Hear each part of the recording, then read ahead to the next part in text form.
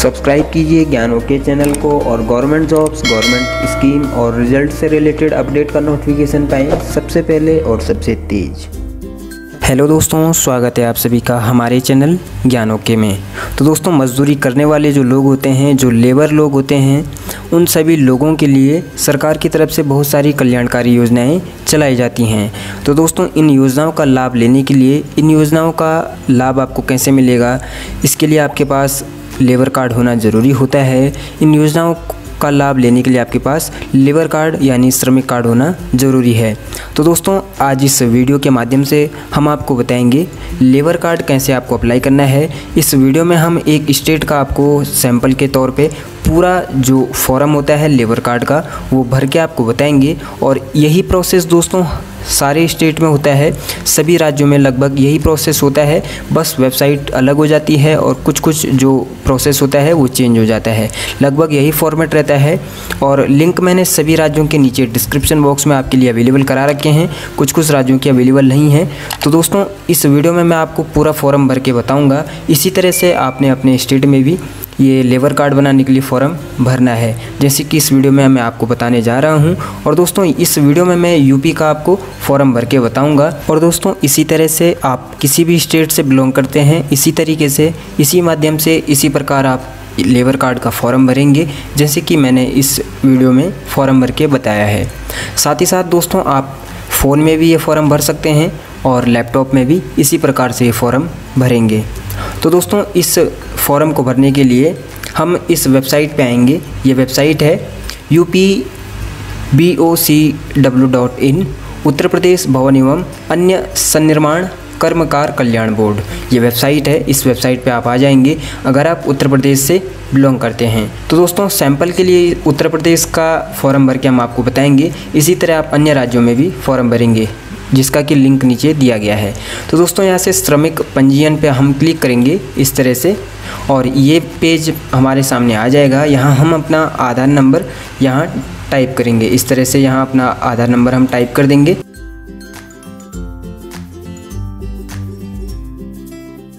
दोस्तों, आधार number type करने के बाद हमारा इस तरह यहाँ से हमने जनपद सिलेक्ट कर लेना है। जनपद सिलेक्ट करने के बाद हम अपना मोबाइल नंबर यहाँ डालेंगे। अब दोस्तों, हमारे जो ये मोबाइल नंबर हमने दिया है, इसी के सामने यहाँ एक OTP भेजें का ऑप्शन हमें मिल जाता है। इस पर हम क्लिक करेंगे। OTP भेजे पे क्लिक करने के बाद हमारा जो ये मोबाइल नंबर है, इस पर जैसे कि यहाँ देख सकते हैं OTP भेज दी गई, यहाँ लिखा हुआ आ रहा है, यानी कि हमारा जो मोबाइल नंबर है इस पर OTP आ चुका है। तो हम यहाँ ये OTP जो है आया है, इसको यहाँ भरेंगे। तो दोस्तों, OTP आ चुका है और अब हमने यहाँ ये OTP भर दिया है और इसे प्रमाणित करें पे क्लिक करेंगे। उसके बाद मोबाइल नंबर यहाँ सत्यापित हो गया है, इस प्रकार का एक मैसेज आएगा। फिर इसे हम सबमिट कर देंगे। अब दोस्तों, जैसे कि आप यहाँ देख रहे हैं, हमारे यहाँ एक लॉगिन आईडी बनी हुई आ जाती है। इस लॉगिन आईडी और पासवर्ड को हमें अपने पास सेव कर लेना है इस तरह से। और यहाँ से हमें उसके बाद गो टू लॉगिन पेज जो दिखा रहा है, इस पे हमें जाना है। तो पहले हम अपनी लॉगिन आईडी और पासवर्ड को सेव कर लेंगे इस तरह से, क्योंकि दोस्तों जो लॉगिन आईडी है वो हमारा आधार नंबर इसमें है और जो पासवर्ड है वो एक जनरेट होके आया है। तो हम इसमें पासवर्ड को सेव कर लेंगे। उसके बाद गो टू लॉगिन पे क्लिक करेंगे। यहाँ यूज़र नेम में हम अपनी ये जो लॉगिन आईडी जो है ये डालेंगे। तो दोस्तों, यहाँ यूज़र नेम में हमने जो लॉगिन आईडी हमें मिली है वो हमने डाल दी है, पासवर्ड भी हमने डाल दिया है।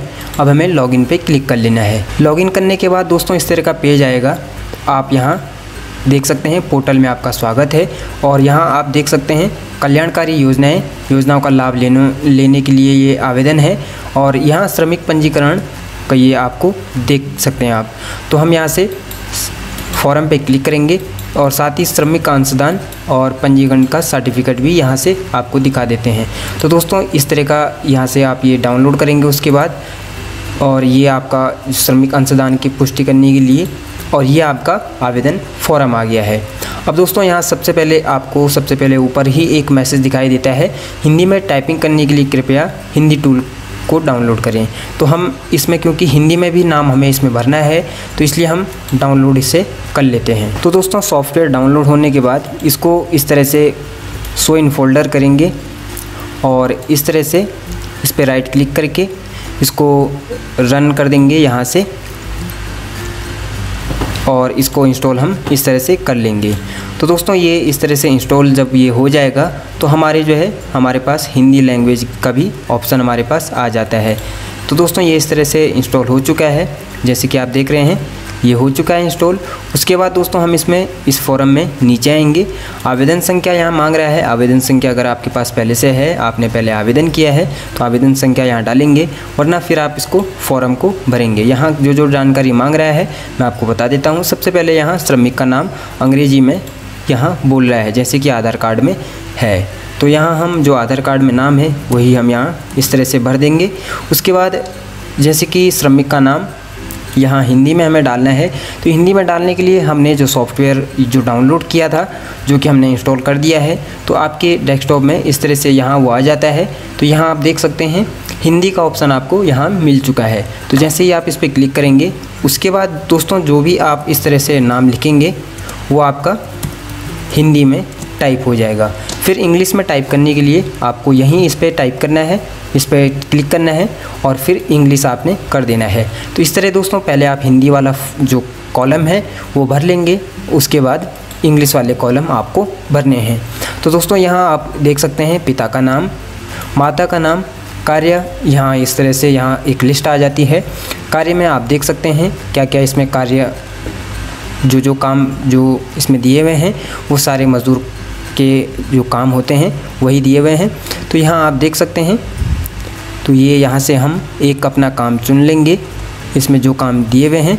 तो इस तरह से आप भी अपना जो काम है वो आप सेलेक्ट कर सकते हैं। इसी तरह फिर पिता का नाम हिंदी में, माता का नाम हिंदी में, लिंग यहाँ से इस तरह से चुन लेंगे, वैवाहिक स्थिति चुनेंगे इस तरह से, और उसके बाद जाति यहाँ से चुनेंगे, अन्य पिछड़ा वर्ग, अनुसूचित जनजाति इस तरह से, और उसके बाद सामान्य। यहाँ आयु आपको पूछेगा तो आयु हम इस तरह से यहाँ डाल देंगे। मोबाइल नंबर हमारा यहाँ पहले से आ चुका है। अपना ईमेल यहाँ डालेंगे, राशन कार्ड संख्या डालेंगे अगर उपलब्ध है, तो नियोजक का नाम व पता डालेंगे अगर हमारे पास है तो नियोजक का, उसके बाद इस तरह से फिर मोबाइल नंबर डालेंगे, और साथ ही साथ दोस्तों यहाँ फ़ोटो अपना अपलोड करेंगे। फ़ोटो अपलोड करने के लिए चूज़ फाइल पे क्लिक करेंगे। तो दोस्तों इस तरह से आप अपने लैपटॉप या डेस्कटॉप की जो गैलरी है उसमें पहुंच जाते हैं। इसी तरह आप मोबाइल में भी ये करेंगे, मोबाइल की गैलरी में पहुंच जाएंगे।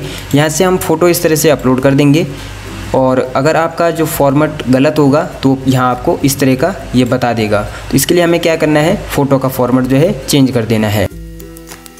दोस्तों इस तरह फिर से हम चूज़ फाइल पे क्लिक करेंगे और यहाँ से फ़ोटो अपना सेलेक्ट कर लेंगे। तो यहाँ हमारा फ़ोटो जो है अपलोड हो जाएगा।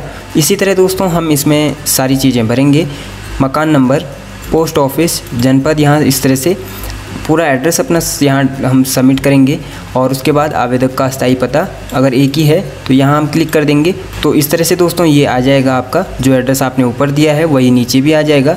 इसी तरह आपने 12 महीनों में जो पिछले 12 महीनों में जो काम किया है यहाँ उसकी संख्या डालेंगे, कम से कम कितने दिन काम किया है ये यहाँ डालेंगे।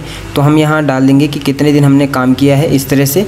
उसके बाद नवीनीकरण कितने दिनों में आप करना चाहते हैं, 1 वर्ष, 2 वर्ष, 3 वर्ष इस तरह से। और अंशदान की राशि दोस्तों आपकी यहाँ आ जाएगी। यहाँ से वर्ष आप इस तरह से सिलेक्ट करेंगे, नॉमिनी का यहाँ नाम डालेंगे, फिर इस तरह से श्रमिक से संबंध, और इसी तरह सारी जानकारी इसमें जो मांगी गई है वो भी हम इसमें डालते जाएंगे। इसी तरह दोस्तों ये इसमें पूछा गया है यदि मनरेगा में कार्यरत हैं तो यहाँ टिक करें। इसी तरह इसमें खाता संख्या, बैंक IFSC कोड, और श्रमिक का बैंक का नाम, और बैंक शाखा, बैंक खाते का प्रकार। इसी तरह EPF यदि पंजीकृत है और नहीं है तो ये जानकारी। उसके बाद दोस्तों इसमें घोषणा पत्र एक आता है, घोषणा पत्र में लिखा हुआ है मैं प्रमाणित करता हूं कि मेरे द्वारा जो जानकारी दी गई है वो सारी सही है और कोई तथ्यों को छिपाया नहीं गया है।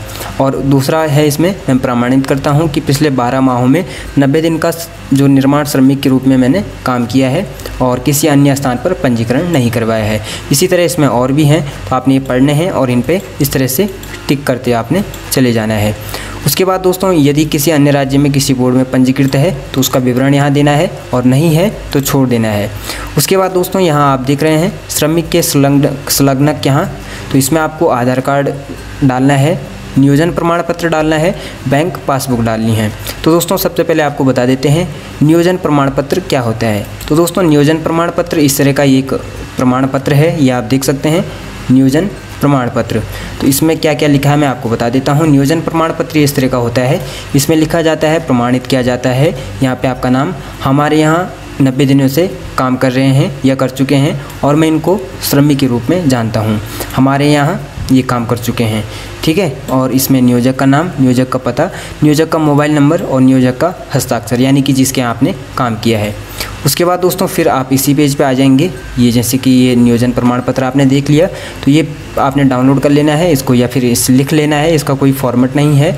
आधार कार्ड इस तरह से आपने अपलोड करना है, आधार कार्ड पे क्लिक करेंगे और फिर से आधार कार्ड और ओपन कर देंगे, आपका आधार कार्ड यहाँ आ जाएगा।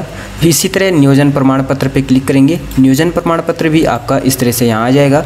बैंक पासबुक भी आपको इसमें डालनी है, चूज़ फाइल पे क्लिक करेंगे और बैंक पासबुक की जो स्कैन कॉपी है इस तरह से ये भी आपने यहाँ डाल देनी है। तो दोस्तों ये हमारे यहाँ पूरा आ चुका है और साथ ही साथ यहाँ एक नोट आता है, यदि आवेदन पूर्ण होगा तो रजिस्ट्रीकरण कि 3 दिनों के भीतर विभागीय वेब पोर्टल द्वारा स्वतः स्वीकार कर लिया जाएगा, जो कि डीम्ड होगा। अगर आपने ये फॉर्म सही भरा है तो ये 3 दिनों के भीतर आपका जनरेट हो जाएगा।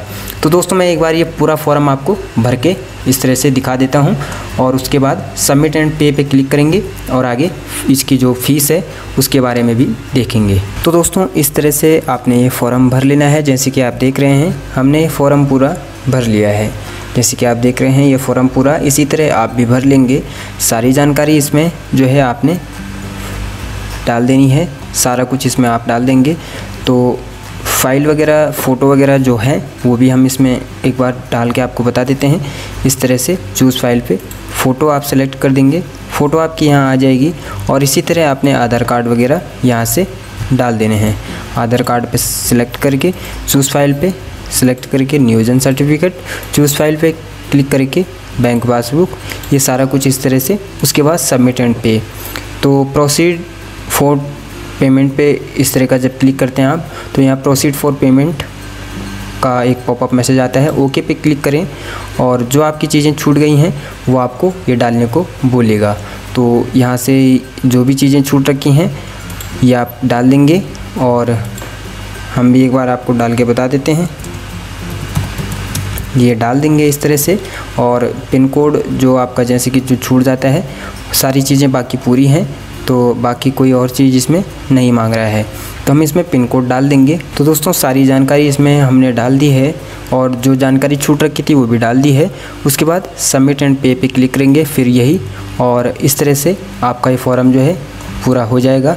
तो सबमिट एंड पे पे क्लिक करने के बाद ये आपको एक दूसरे पेज पे ले जाएगा। तो दोस्तों सबमिट करने के बाद आप पेमेंट के इस पेज पे पहुंच जाते हैं। यहाँ आपको ऑप्शन मिलते हैं क्रेडिट कार्ड, डेबिट कार्ड आदि के। तो यहाँ आप देख सकते हैं 40 रुपये जो इसमें पेमेंट दिखा रहा है। तो 40 रुपये दोस्तों इसलिए दिखा रहा है कि 20 रुपये रजिस्ट्रेशन फ़ीस है और 20 रुपये इसका अंशदान है। तो दोस्तों आप इस तरह से यहाँ जो है अपना वॉलेट से भी आप पेमेंट कर सकते हैं या फिर आप किसी CSC सेंटर से भी ये फॉर्म भरवा सकते हैं। तो इस तरह का ये आपका होगा। यहाँ से दोस्तों उसके बाद आप पेमेंट जब कर देते हैं तो पेमेंट करने के बाद इस तरह से ये पेज आ जाता है कि पेमेंट आपकी सक्सेसफुल हो चुकी है। तो दोस्तों इसके बाद आप इसे बाद में डाउनलोड कर सकते हैं। श्रमिक कार्ड डाउनलोड करने के लिए दोस्तों आप इस यहाँ से श्रमिक पंजीयन का जो कॉलम है यहाँ आएंगे, पंजीयन का सर्टिफिकेट पे क्लिक करेंगे, इस पेज पे आप पहुँच जाएंगे। यहाँ श्रमिक का नाम और पिता का नाम डालते ही प्रिंट सर्टिफिकेट पे क्लिक करेंगे, आपका सर्टिफिकेट प्रिंट हो जाएगा। तो दोस्तों इस तरह से आप यूपी में उत्तर प्रदेश भवन एवं अन्य सन्निर्माण कर्मकार कल्याण बोर्ड की वेबसाइट पे आप इस तरह से आवेदन कर सकते हैं और इसी तरह से आप और राज्यों में भी आवेदन करेंगे। सेम यही प्रोसेस सभी जगह है, इसी तरह से आप वहाँ भी आवेदन करेंगे। तो दोस्तों लेबर कार्ड कैसे बनवाना है ये आपने इस वीडियो में देख लिया है। इसी तरह आप अपने राज्य में भी आवेदन करेंगे और इसी तरह की जानकारी पाने के लिए दोस्तों आप हमारे साथ बने रहें। चैनल को लाइक, शेयर और सब्सक्राइब करें और बेल आइकन को दबाना बिल्कुल ना भूलिएगा। तो दोस्तों मिलते हैं फिर इसी तरह की एक नई जानकारी के साथ, तब तक के लिए धन्यवाद।